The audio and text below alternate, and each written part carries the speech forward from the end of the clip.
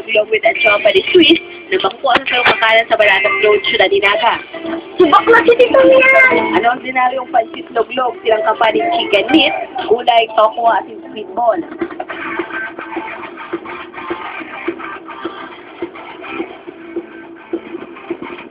Gusto kami ang lubudag kasi Pinakuluan yung buwan sa tulong minuto.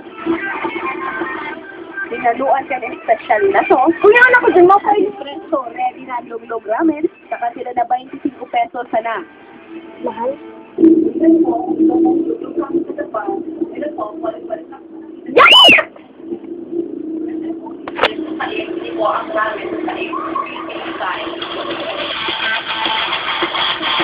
Subak na!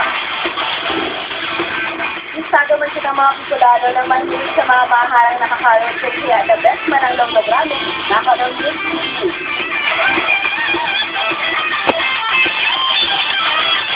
Yun, the rest is, inisip ko man itong ko lang na barato lang pala. Di man mapahuli ang bantog na kilala sa ating mami kung malipot ang panahon.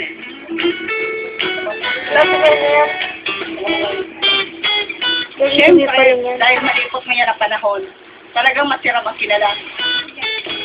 Dagdag pa ang mainit na sabaw kag paksiw. Mahal si Tito.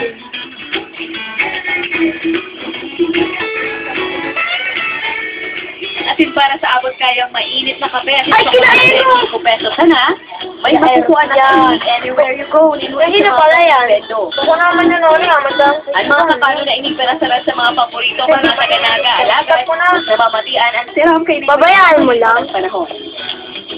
Equal dahan nagbabaratang bikon.